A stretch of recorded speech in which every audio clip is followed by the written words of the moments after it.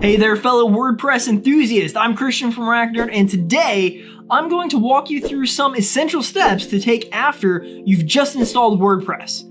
These recommendations are important, especially if you're new to WordPress, as they will help you optimize your site and set it up for the best practices as initial steps for your site's success in the future. So let's dive right in.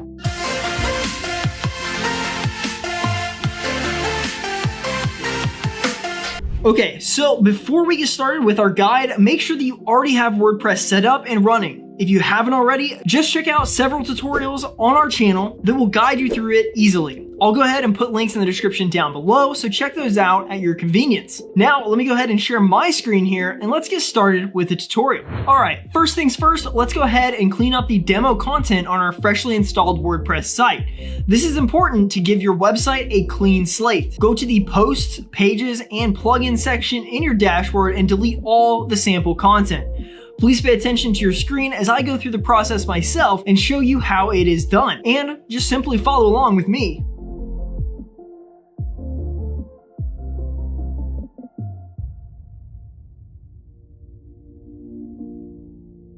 Once done, navigate to the theme settings and remove any unused themes.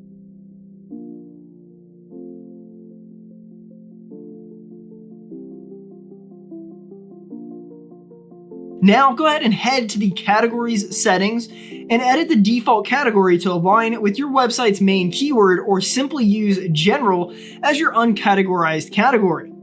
This step ensures that your content is well organized and easy to manage. Now let's make your website look unique and professional by setting up a logo and a favicon. To do this, with the WordPress block editor method, go to the appearance section and then select editor.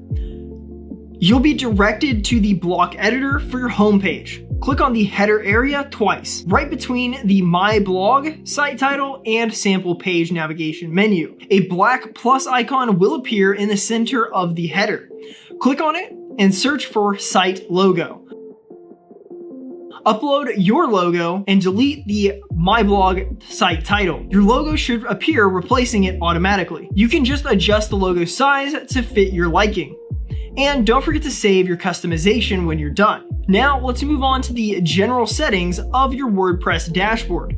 Under the settings menu, you'll find the general panel.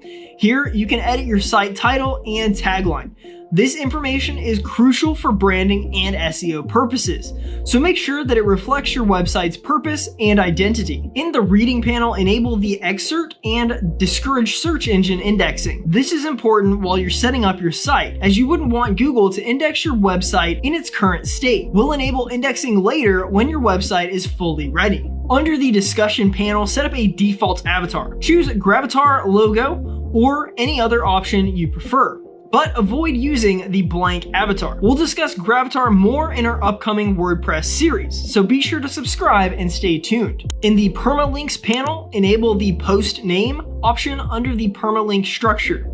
This ensures that your website URLs are clean and SEO friendly. Now let's enhance your profile. Hover over the user category in your dashboard and select profile. Scroll down to change your display name. It's a good practice to use something different from actual WordPress login usernames for security purposes. Additionally, you can add your author name or site name in the nickname section. This gives you an option to select it as a placeholder in the display name list section, which will also publicly display on your posts. Don't forget to set up your profile picture to add a personal touch to your authorship. Lastly, ensure that your site's health is in good shape. Go to the Site Health section under Tools in your dashboard. Check for any issues and follow the provided instructions to resolve them. If you encounter hosting-related problems, reach out to your hosting provider for assistance, or if you're a RackNerd shared hosting customer, don't hesitate to reach out to our support team. We're here to help. And if you're new to this, stay tuned for the upcoming WordPress series where we'll deep dive into these settings. So there you have it, a set of recommended actions to take after installing WordPress. These steps will help you start your WordPress journey on the right foot. If you found this video helpful, be sure to give it a thumbs up and subscribe for more WordPress related content. from RackNerd TV. We've got your back in the world of managing WordPress like a pro. And don't forget to visit RackNerd.com for high-quality hosting solutions for your WordPress site. We use cPanel on our shared hosting service, the #1 hosting control panel for managing any website CMS out there, especially WordPress. With all that said, thank you for watching. I'll see you guys in the next video.